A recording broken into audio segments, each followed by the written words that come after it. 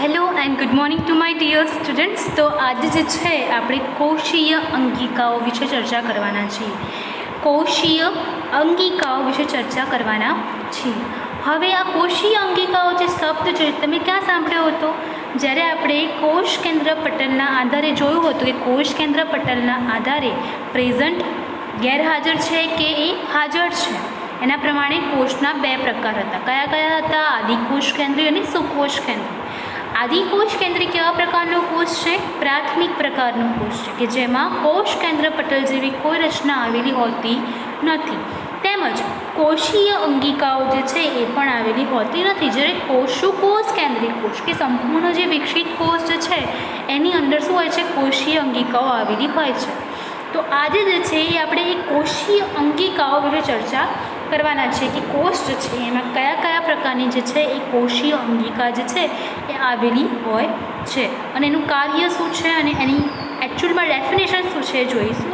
તો બહુકોષીય સજીવો જે છે કોષોની તેમની જટિલ રચના અને કાર્યને પહોંચી વળવા માટે રાસાયણિક પ્રક્રિયાઓ દર્શાવતા હોય છે.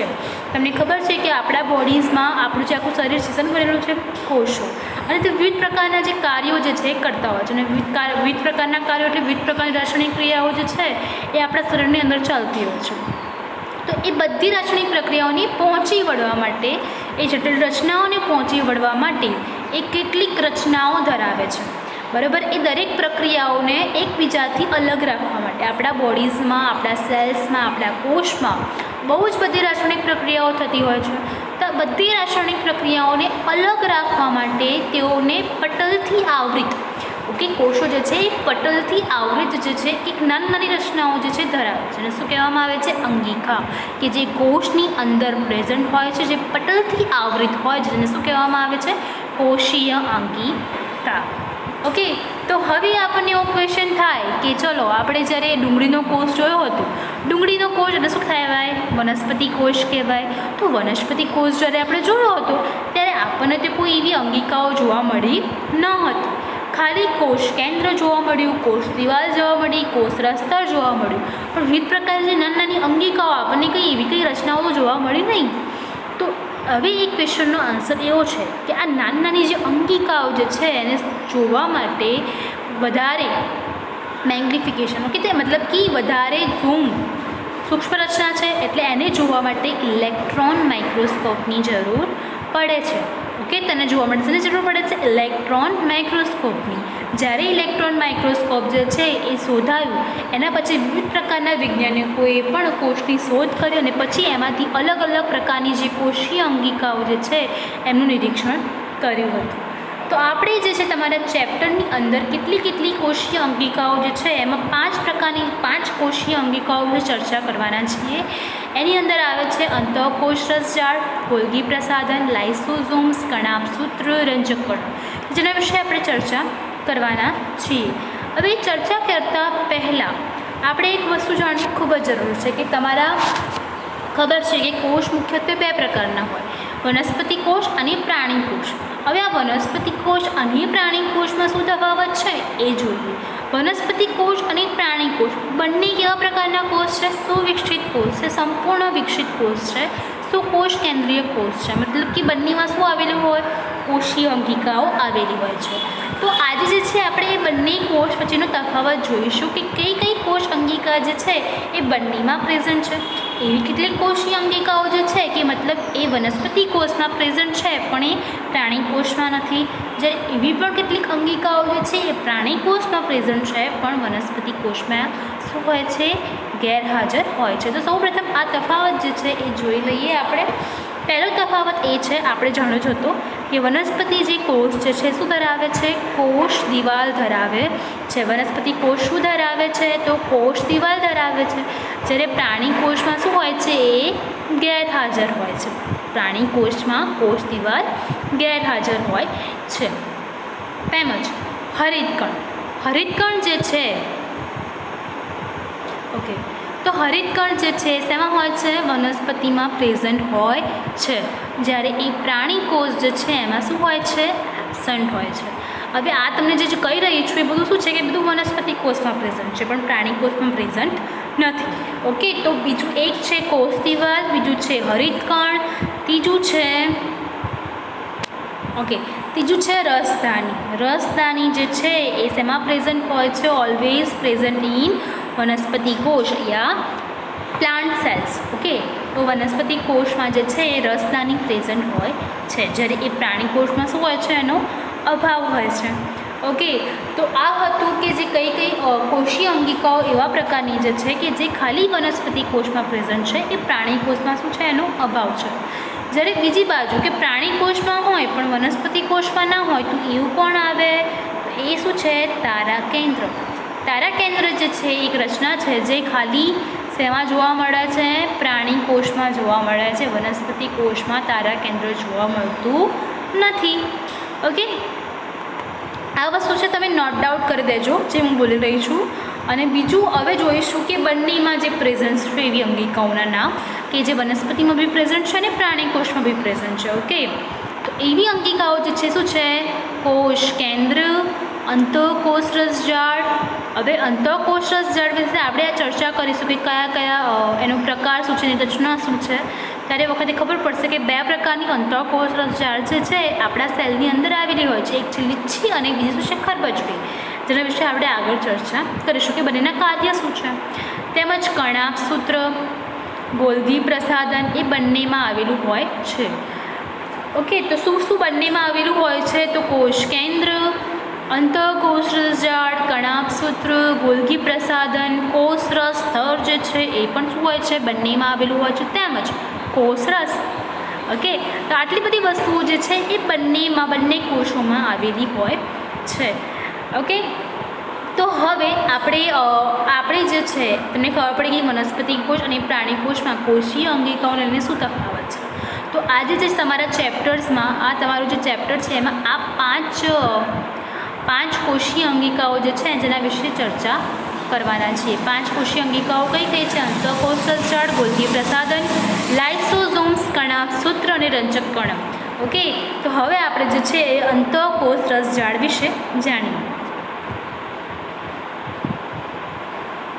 ઓકે, હેલો ફ્રેન્ડ્સ, તો હવે આપણે અંતઃકોષ રસજાળ વિશે જાણીશું કે કોષીય અંગિકા જે છે એની રચના શું છે, એનું કાર્ય શું છે, એના પ્રકાર કેટલા છે. અને આ અંગિકા જે છે એ વનસ્પતિ કોષ તેમજ શેમાં આવેલી હોય છે? પ્રાણી કોષમાં આવેલી હોય છે. એટલે આ જે અંગિકા જે ભણીએ છીએ અંતઃકોષ રસજાળ એ વનસ્પતિ અને પ્રાણી બંને કોષમાં આવેલી હોય છે. હવે એની જે રચના જે છે એ કેવી હોય છે? પુટિકાઓ અને નલિકાઓની મોટી આવૃત જાળીરૂપ રચના છે. તમે એની રચના જે છે જોઈ શકો છો કે કેવી રચના છે. ઓકે, આ નલિકાઓ સ્વરૂપે આવી કંઈક રચના જે છે એ તમે જોઈ શકો છો. અને એક જાળીરૂપ આવી બહુ બધી રચના છે એક જાળી સ્વરૂપે ગોઠવાયેલી હોય છે કે જે કોષ કેન્દ્રથી લઈને ઓકે તમે એની રચના જુઓ તો આ શું છે? આ શું છે? એનું કોષ કેન્દ્ર છે. ઓકે, આ કોષ કેન્દ્ર છે સેલનું. હવે એ કોષ કેન્દ્રમાં અંતઃકોષ રસજાળ છે જે તમને સમજાવી દો 2 મિનિટ. આ શું છે? ઓકે, આ શું છે? તમારો કોષ. હવે એની અંદર શું છે? આ તમારું ડોટ દોર્યું છે. ઓકે, ડોટ એ શું છે? તમારું કોષ. આ તમારું કોષ કેન્દ્ર છે. ઓકે, આ તમારું કોષ કેન્દ્ર છે. હવે અંતઃકોષ રસજાળ છે એ કેવી રીતે આવેલી હોય છે? તો અંતઃકોષ રસજાળ જે છે એ આ દેખાય આવી રીતે આખી નલિકાઓ સ્વરૂપે આવી રીતે આખા કોષમાં કોષરસ સ્તર સુધી શું હોય છે? વિસ્તરાયેલી હોય છે. ઓકે, એટલે જાળી જેવી રચના બનાવે છે આખા કોષની અંદર. તો આ શું હતી? એની રચના હતી. હવે એવું થાય કે અંતઃકોષ રસજાળના પ્રકાર કેટલા છે? તો અંતઃકોષ રસજાળ જે છે એ મુખ્યત્વે 2 પ્રકારની છે. કેવી અંતઃકોષ રસજાળ? તમે આ રચના જોઈ હતી આમાં? ઓકે, હવે આ જે રચના છે એને શું કહેવામાં આવે છે? લીચ્છી અંતઃકોષ રસજાળ. એમાં કોઈ કણિકાઓ આવેલી હોતી નથી. બરાબર. અને બીજી એક ટાઈપ જે છે એ શું છે? First is લીચ્છી. ઓકે, અને બીજું શું છે કે આ જે છે ઓકે કલર ચેન્જ કરી દઉં છું. આવી જે જાળી સ્વરૂપની આ અંતઃકોષ રસજાળની રચના જે છે એમાં વચ્ચે શું આવેલા હોય છે? આવી રીતે રિબોઝોમ્સ આવેલા હોય છે. તો એને શું કહી શકો તમે? કણિકામય અંતઃકોષ રસ જાળ. ઓકે, આવી રીતે ડોટ ડોટ આવેલા હોય એટલે શું કહેવાય? કણિકામય. અને બીજી કયો પ્રકાર હતો તમારો? કણિકાવિહીન, એટલે જસ્ટ આમ જ હોય.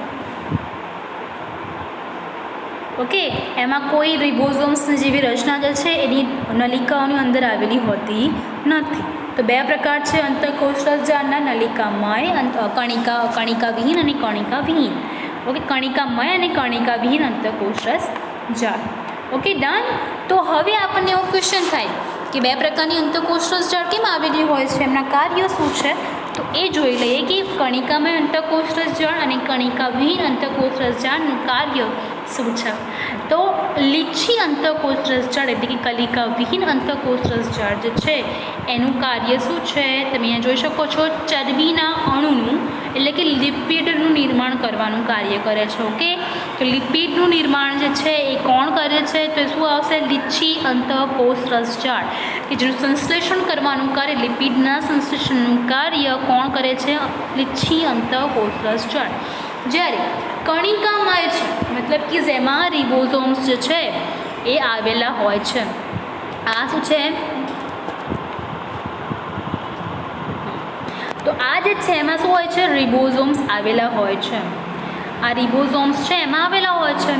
તો એ રિબોઝોમ્સ, આ જે અંતઃકોષ રસજાળ છે એનું કાર્ય શું છે? આમાં રિબોઝોમ્સ છે તો રિબોઝોમ્સ શું કામ કરે છે? તો પ્રોટીન સંશ્લેષણનું કામ કરે છે.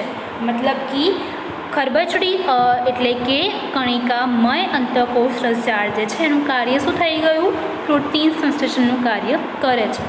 હવે એવો ક્વેશ્ચન થાય કે આ જે પ્રોટીન્સ ને લિપિડ છે એ અંતઃકોષ રસજાળ બનાવે છે, એ જાય છે ક્યાં? ઓકે, તો અહીંયા તમે જોઈ શકો છો કે આમાંના કેટલાક પ્રોટીન અને લિપિડ્સ જે અંતઃકોષ રસજાળ બનાવે છે એ કોષ રસ પટલના બંધારણમાં મદદરૂપ છે. મેં તમને આગળ જ્યારે કોષ રસ પટલ જે છે એ ભણાવ્યું હતું ત્યારે મેં તમને સમજાવ્યું હતું કે જ્યારે કોષ રસ પટલ જે જેની રચના કેવી હોય છે? લિપિડ પ્રોટીનની બનેલી હોય છે. તો એ લિપિડ અને પ્રોટીન ક્યાંથી આવે છે? તો એ લીચ્છી અંતઃકોષ રસજાળ તેમજ જે ખરબચડી છે કણિકામય જે છે તો એક લીચ્છી શું બનાવશે? લિપિડ બનાવશે અને પેલા પ્રોટીન બનાવશે. તો એમાંના કેટલાક લિપિડ અને એમાંના કેટલાક પ્રોટીન જે છે શેમાં ઉપયોગ થાય છે? તો એ જે છે એ કોષ રસ પટલના બંધારણમાં મદદરૂપ થાય છે, કે તેને પટલના જૈવ સંશ્લેષણ તરીકે ઓળખવામાં આવે છે. Okay, understand what I am saying? અને તેમજ કેટલાક આ જે લિપિડ અને પ્રોટીન બનાવે છે એ ઉત્સેચકો અને અંતઃસ્ત્રાવો તરીકે પણ કાર્ય કરે છે. ઉત્સેચકો એ પણ શું છે? ઇવન એવી પ્રોટીન્સના જ બનેલા હોય છે અંતઃસ્ત્રાવો.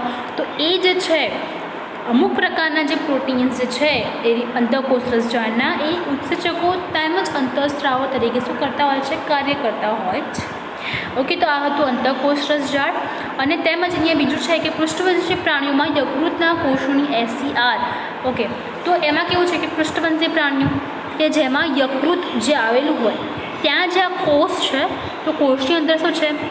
SER મતલબ કે સ્મૂથ એન્ડોપ્લાઝમિક રેટિક્યુલમ એટલે કે લીચ્છી અંતઃકોષ રસજાળ.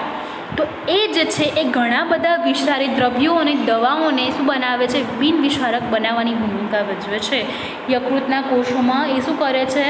કેટલાક જે વિષારી દ્રવ્યો જે છે એ આવી ગયા હોય તો એક બિનવિષારક બનાવવાની પણ જે ભૂમિકા જે છે એ ભજવે છે યકૃતના કોષોમાં આવેલું સ્મૂથ એટલે કે લીચ્છું અંતઃકોષ રસજાળ. ઓકે, તો અહીંયા જે છે અંતઃકોષ રસજાળ વિશે ચર્ચા કમ્પ્લીટ થાય છે. તો હવે આપણે આગળના સેશનમાં બીજી કોષીય અંગિકાઓ વિશે ચર્ચા કરીશું. Thank you for the watching. Hello and good morning to my dear students. તો આજે જે છે આપણે બીજા પ્રકારની ગોલ્ગી પ્રસાધન, બીજા પ્રકારની કોષીય અંગિકા ગોલ્ગી પ્રસાધન વિશે ચર્ચા કરીશું. હવે એવો ક્વેશ્ચન થાય કે ગોલ્ગી પ્રસાધન જે છે એની શોધ કોણે કરી હતી? તો કેમિલો ગોલ્ગી નામના જે સાયન્ટિસ્ટ જે છે એમને ગોલ્ગી પ્રસાધનની શોધ કરી હતી. ગોલ્ગી કાય પણ કહેવામાં આવે છે, ગોલ્ગી કાય અથવા તો ગોલ્ગી પ્રસાધન કહેવામાં આવે છે. આ પણ શું છે? એક પટલ દ્વારા આવૃત રચના છે અને એ સમાંતર ગોઠવાયેલા પુટિકાયુક્ત રચના છે. મતલબ હવે એને સમજવા માટે શું કરીશું આપણે? હા, તો આ જે છે કોષ છે. 2 મિનિટ. Okay, done. આ શું છે? કોષ છે. હવે એમાં ગોલ્ગી પ્રસાધનની રચના કેવી છે? તો અહીંયા શું કીધું છે કે સમાંતર ગોઠવાયેલા પુટિકાયુક્ત રચના જે છે એને શું કહેવામાં આવે છે? સિસ્ટર્ની કહેવામાં આવે છે. હવે આ શું છે? પટલયુક્ત અંગિકા છે. ઝૂમ કરીને બતાવજો કે આટલી મોટી ન હોય. ઓકે, તો આ શું છે? પટલ દ્વારા આવૃત તંત્રની રચના છે. તે પટલ દોર દો. હવે એમાં શું કીધું છે પાછું? ઓકે, હવે એની અંદર જે છે સમાંતર ગોઠવાયેલા પુટિકાયુક્ત રચના છે. સમાંતર રીતે ગોઠવાયેલી આવી રીતે. હવે આને હું ઝૂમ કરીને અહીંયા બતાવું છું કેવી રીતે હોય છે. આવી રીતે સમાંતર રીતે ગોઠવાયેલી આવી રીતે પુટિકાયુક્ત રચના જે છે એ આ કોષ પટલીય તંત્ર જે છે એની અંદર આવેલી હોય છે. હવે એને શું કહેવામાં આવે છે? તો શું કહેવામાં આવે છે? એને સિસ્ટરની કહેવામાં આવે છે. અને આ જે સિસ્ટરની જે છે કેટલીક વાર આ પુટિકાઓ જે છે અંતઃકોષરસ ઝાડ જે છે એના સાથે શું હોય છે? જોડાયેલી હોય છે. હવે જે છે આનું કાર્ય કે ગોલ્ગી પ્રસાધન જે છે એનું કાર્ય શું છે? તો અંતઃકોષરસ ઝાડ દ્વારા બનાવેલું જે પણ દ્રવ્ય જે છે એને પેકેજિંગ કરીને કોષની બહાર તેમજ કોષની અંદર મુક્ત કરાવવામાં આવે છે. હવે તમને ખબર છે કે અંતઃકોષરસ ઝાડ છે એનું કાર્ય શું છે? કે લિપિડ અને પ્રોટીન્સ બનાવે છે. તો આ જે લિપિડ અને જે પ્રોટીન જે છે અંતઃકોષરસ ઝાડ બનાવે એને પેકેજિંગ કરીને અંતઃકોષ ગોલ્ગી પ્રસાધન શું કરશે? એને પેક કરીને પછી એને કોષની અંદર અને કોષની બહાર શું કરે છે? મુક્ત કરે છે. Okay, understand? અહીંયા એ જ કીધું છે કે લિપિડ પ્રોટીન બનાવે છે અને કોષની બહાર કે અંદર ઠાલવે છે. હવે ગોલ્ગી પ્રસાધનનું બીજું કાર્ય શું છે? તો એ જે છે એ જે દ્રવ્ય જે છે એને પેકેજિંગ કરે છે પ્લસ એનો સંગ્રહ કરે છે તેમજ એનું રૂપાંતરણનું પણ કાર્ય કરતી હોય છે. અને તેમજ ગોલ્ગી પ્રસાધન જે છે એ લાઇસોઝોમનું નિર્માણ કરે છે. હવે લાઇસોઝોમ છે એ પણ શું છે? કોષીય અંગિકા કે જે એના વિશે આપણે આગળ ચર્ચા કરીશું. એ પહેલાં આપણે થોડીક એક ડાયાગ્રામેટિક સ્ટ્રક્ચર સાથે ફરીથી રિકોલ કરી લઈએ કે ગોલ્ગી પ્રસાધન જે છે એકચ્યુઅલમાં અંતઃકોષરસ ઝાડ સાથે કેવી રીતે જોડાયેલું હોય છે. ઓકે, તો આ શું છે? તમારો સેલ છે. ઓકે, હવે એ સેલની અંદર આ શું છે? તમારું કોષ કેન્દ્ર. હવે એ કોષ કેન્દ્રમાં શું છે? તમારું અંતઃકોષરસ ઝાડ. ઓકે, આવી રીતે અંતઃકોષરસ ઝાડ જે છે એ તમારા કોષમાં પથરાયેલું હોય છે. હવે આ અંતઃકોષરસ ઝાડ સાથે જોઈન્ટ એક રચના જે છે એને શું કહેવામાં આવે છે? ગોલ્ગી પ્રસાધન. કે એક આવી પુટિકાઓ યુક્ત રચના જે છે સમાંતર રીતે ગોઠવાયેલી હોય છે કે જે એક પટલીય આવરણમાં રક્ષાયેલી હોય છે જેને શું કહેવામાં આવે છે? ગોલ્ગી પ્રસાધન. અન્ડરસ્ટુડ? આ ડ્રોઈંગ થોડીક મિસમેચ છે પણ તમે સમજી જાઓ કે એક ગોલ્ગી પ્રસાધન જે છે એ પટલીય રચના છે અને પટલીય રચનાની અંદર કંઈક આવી સમાંતર રીતે ગોઠવાયેલી પુટિકાઓ જે છે એ આવેલી હોય છે જેને શું કહેવામાં આવે છે? સિસ્ટરની. અને એ જે છે એ ગોલ્ગી પ્રસાધન છે અને એનું કાર્ય શું છે? એનું કાર્ય જે છે એ પ્રોટીન્સ અને લિપિડ્સ જે છે અંતઃકોષરસ ઝાડ જે બનાવે છે એને પેક કરીને સંગ્રહ કરીને એને કોષની અંદર અને બહાર ઠાલવવાનું કાર્ય કરે છે. અને બીજું કાર્ય છે લાઇસોસોમ્સ બનાવવાનું, એવું નિર્માણ કરવાનું કે જેના વિશે આપણે આગળ ચર્ચા કરીએ કે લાઇસોસોમ છે એ કેવા પ્રકારની અંગિકા છે. ઓકે,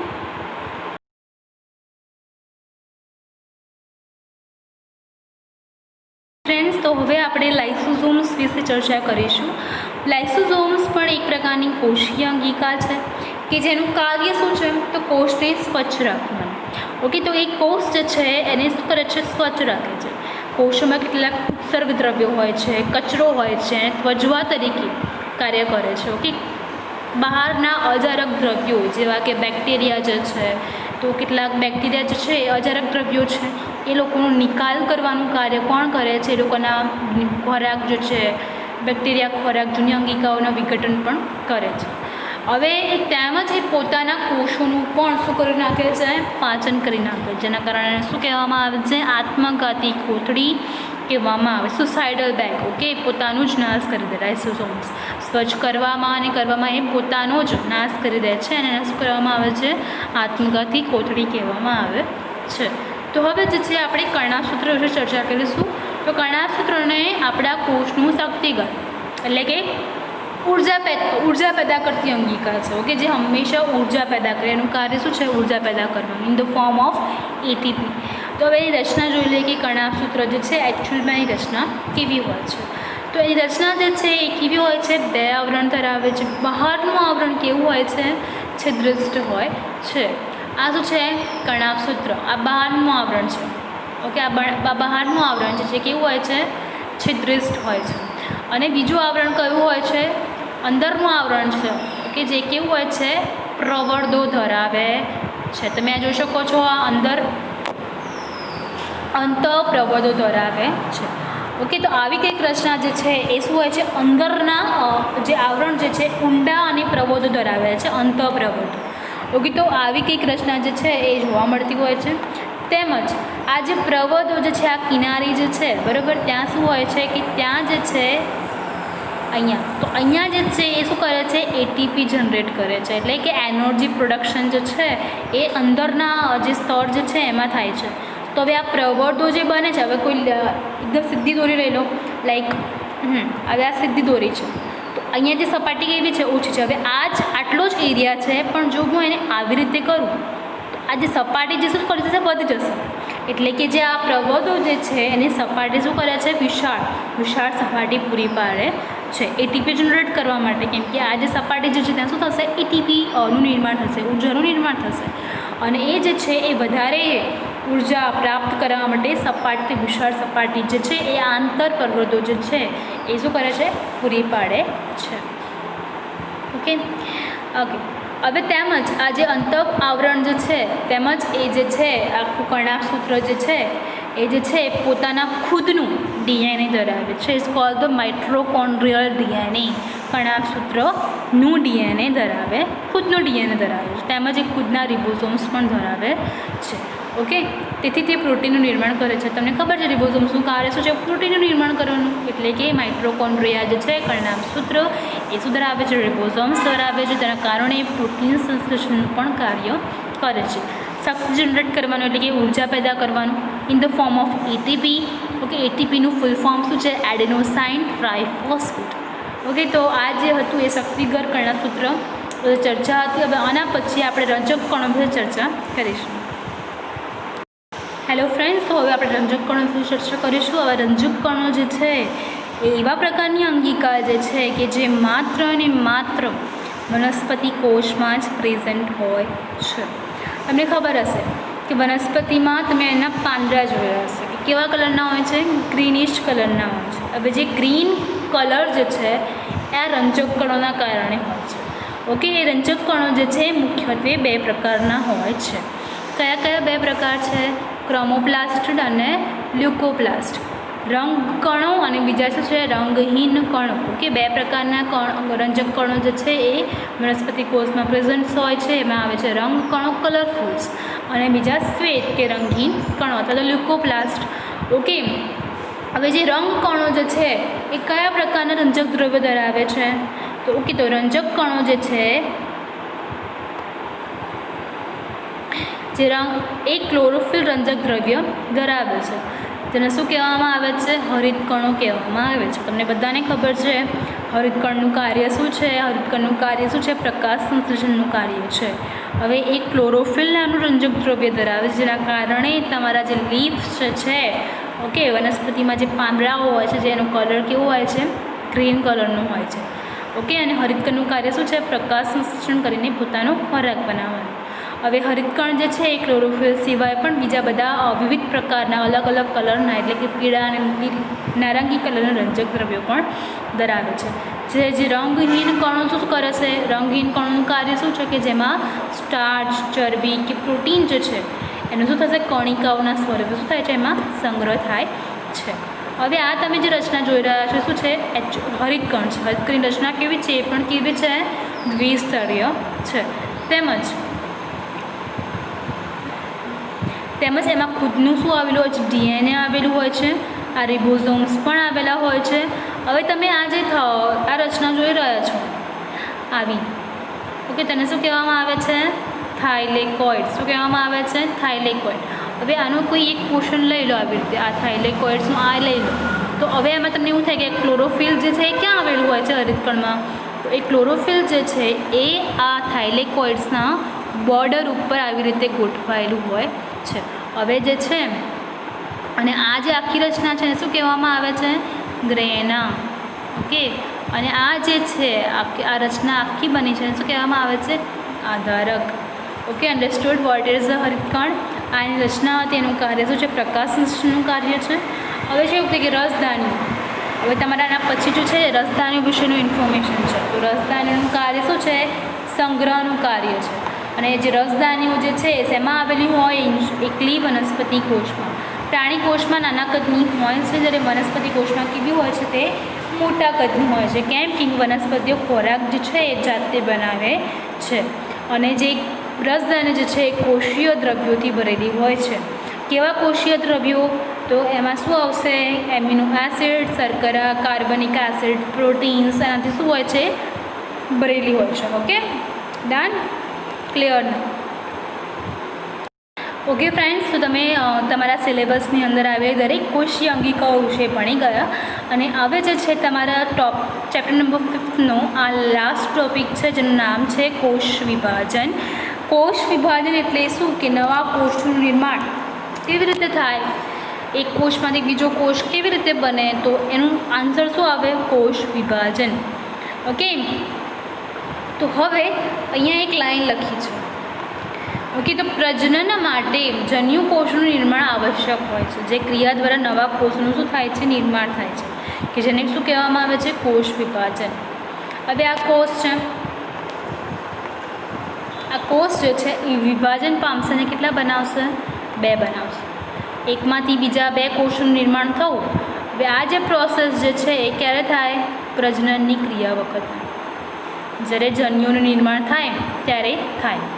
ઓકે, તો આ જે છે કોષ વિભાજન એટલે કે કોષનું વિભાજન થવું.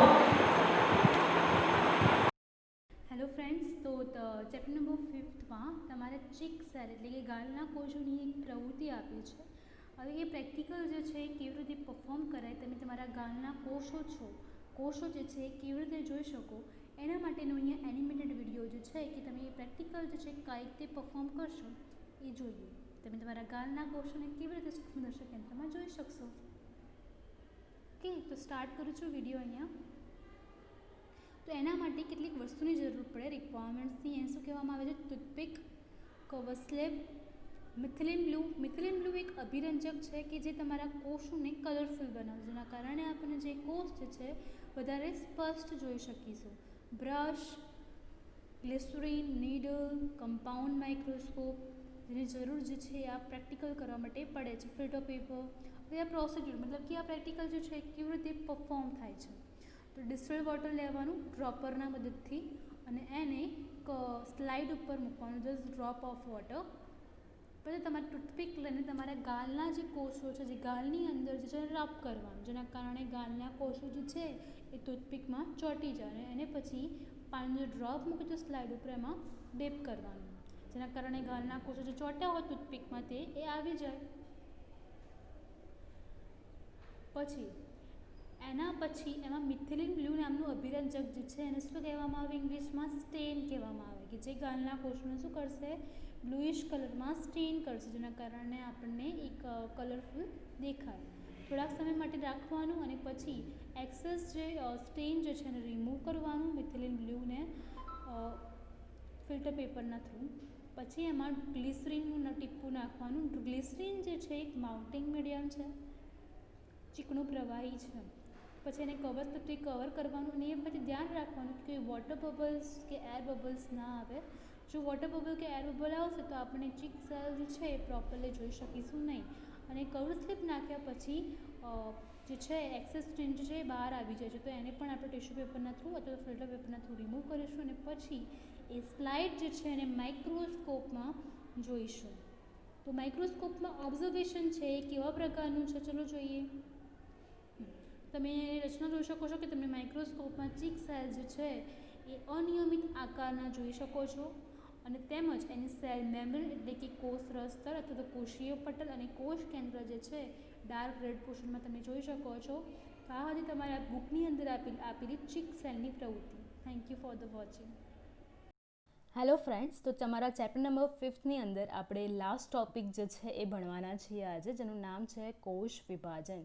કોષ વિભાજન એવા પ્રકારની ઘટના છે કે જેમાં કોષનું શું થાય છે?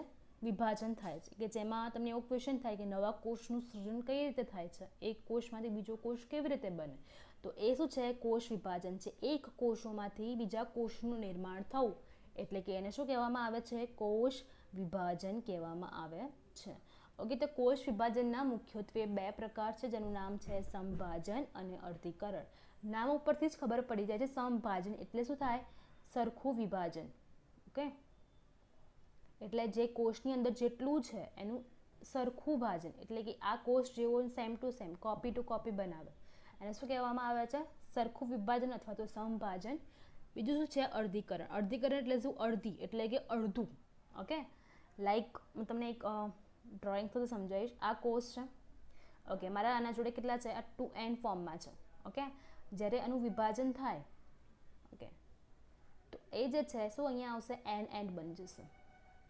2n હતા, 2 હતા અને કેવા બન્યા, nn બન્યા, એટલે કે અડધું શું થઈ ગયું, વિભાજન થઈ ગયું. તો આ પ્રકારનું જે વિભાજન છે ને શું કહેવામાં આવે છે, અર્ધીકરણ, કે જે પ્રજનન સમયે જ્યારે જન્યુનું નિર્માણ થાય છે ત્યારે જોવા મળે છે.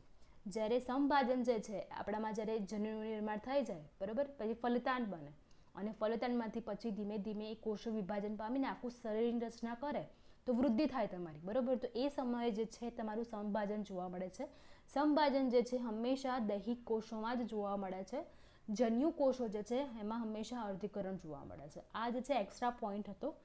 ઓકે, અને સમભાજન એટલે કેવું વિભાજન, તો એમાં જે લાઈક અ કોષ લીધો, આ કેવા ફોર્મમાં છે, 2n ફોર્મમાં છે, તો એનું વિભાજન થશે અને અહીંયા જે બીજા બે કોષ બનશે એ બી કેવા હશે, 2n, એટલે કે સરખું વિભાજન જે છે આમાં થતું હોય છે. તો આ પ્રકારનું જે વિભાજન છે ને શું કહેવામાં આવે છે, સમભાજન.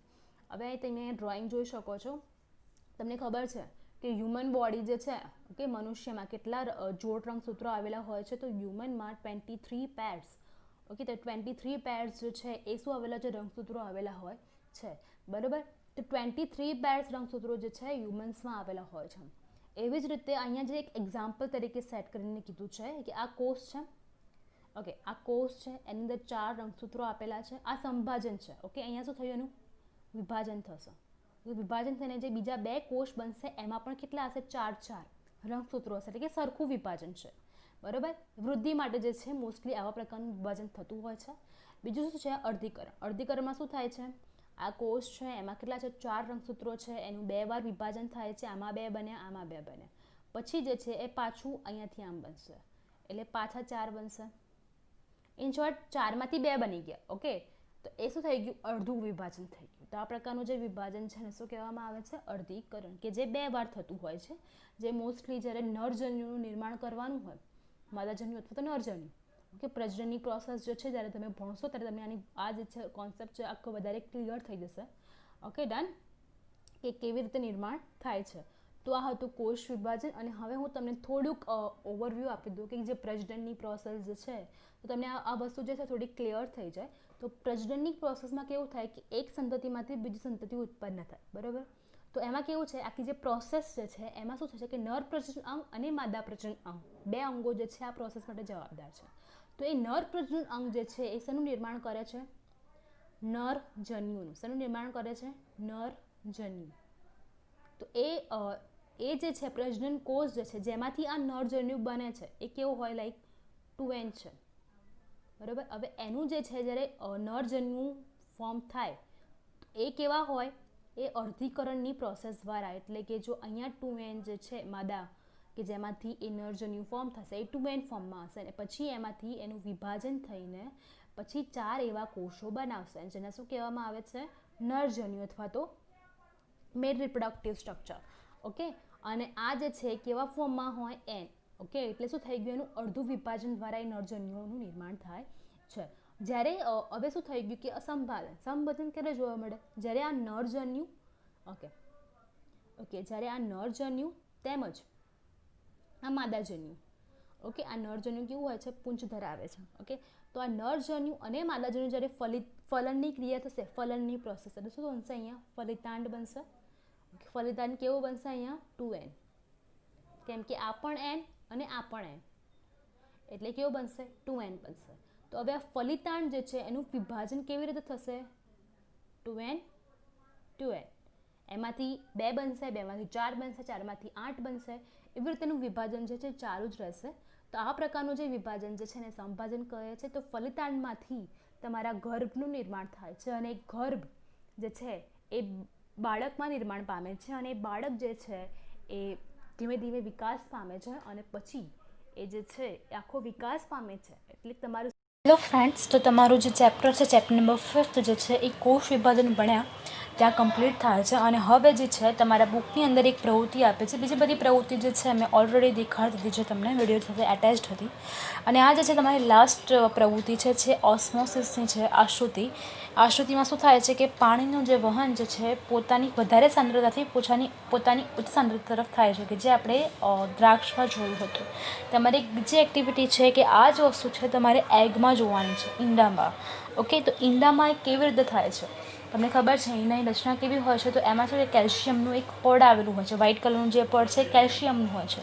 તો આ જે પ્રોસેસ છે એ કેવી રીતે થાય છે? તો જે કેલ્શિયમનું પડ જે છે એને પહેલાં રિમૂવ કરવામાં આવે છે. એ કેવી રીતે થાય છે આપણે જસ્ટ આ એક્ટિવિટી સાથે જોઈશું. 3 બીકર લીધા છે અને 2 ઈંડા લીધા છે. એક બીકરમાં ડાયલ્યુટેડ HCl છે. ઓકે, એક જે બીકર જે છે એમાં શું છે? ડાયલ્યુટેડ HCl છે. આની અંદર શું છે? ડાયલ્યુટેડ HCl છે. આમાં સોલ્ટ વોટર એટલે કે મીઠાનું પાણી, અને આમાં શું છે? વોટર છે. અને આ બે શું છે? એગ છે. ઓકે, રિમૂવ ધ સેલ મતલબ કે જે કેલ્શિયમ પડ જે છે જે ઈંડામાં આવેલું હોય છે એને રિમૂવ કરવામાં આવે છે. તો એ HClમાં નાખવામાં આવે છે અને એ જે છે ઘણા બધા દિવસ સુધી રાખવામાં આવે છે, જેના કારણે શું થશે? એમાં જે કેલ્શિયમનું પડ જે છે એ HClમાં શું થશે? દ્રાવ્ય થઈ જશે, ડાયલ્યુટ થઈ જશે. ઓકે, ઘણા બધા સમય માટે રાખવામાં આવે છે. પછી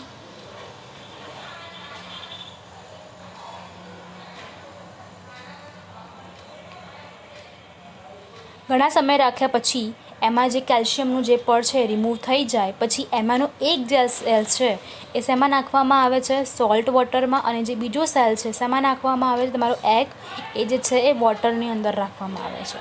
તો હવે એમાં કઈ પ્રોસેસ થાય છે તમે જોઈ શકો છો કે જે સોલ્ટ વોટર હતું તો સોલ્ટ વોટરમાં શું થયું? એની સાઇઝ કેવી થઈ ગઈ? રિડ્યુસ થઈ ગઈ. તો એની સાઇઝ કેવી થઈ ગઈ છે? અહીંયા રિડ્યુસ થઈ ગઈ. જ્યારે એને વોટરમાં રાખવામાં આવે તો શું થઈ ગઈ? એની સાઇઝ જે છે ફૂલી ગઈ છે. એક સેમ એક્ઝામ્પલ છે રેઝિન જેવું, કે જે જ્યાં મતલબ કે સોલ્ટ વોટર છે એટલે એમાં શું છે કે પાણીનું પ્રમાણ કેવું છે? ઓછું છે. જ્યારે એગની અંદર શું હતું? પાણીનું પ્રમાણ વધારે હતું. તો એના કારણે જે પાણી જે છે એ એગના અંદરથી બહાર રિમૂવ થવા માંડ્યું.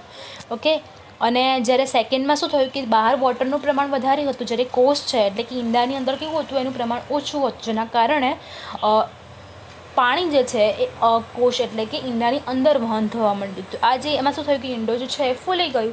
ઓકે, અને આ જે છે અધિસાંદ્ર અને અધોસાંદ્ર દ્રાવણનું એક એક્ઝામ્પલ છે. આ એક એક્ટિવિટી જે તમારા ચેપ્ટરમાં આવેલી હતી. તો અહીંયા જે છે તમારો ચેપ્ટર નંબર 5 જે છે એ કમ્પ્લીટ થાય છે.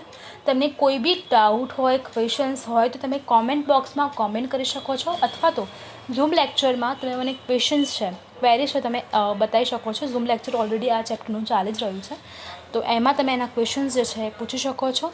અને હવે લાસ્ટ જે છે એમાં હું તમારું એક ક્વેશ્ચન પેપર રેડી કરીશ અને હું જે છે અહીંયા અપલોડ કરીશ. આના પછીના તરત હશે, તો ક્વેશ્ચન પેપર જોઈ લેજો અને એ જે છે તમારે લખવાનું છે. Thank you for the watching અને આઈ હોપ કે તમને બધાને સમજણ પડી હશે. કોઈ બી ક્વેશ્ચન હોય તો મને પૂછી શકો છો. Thank you for the watching.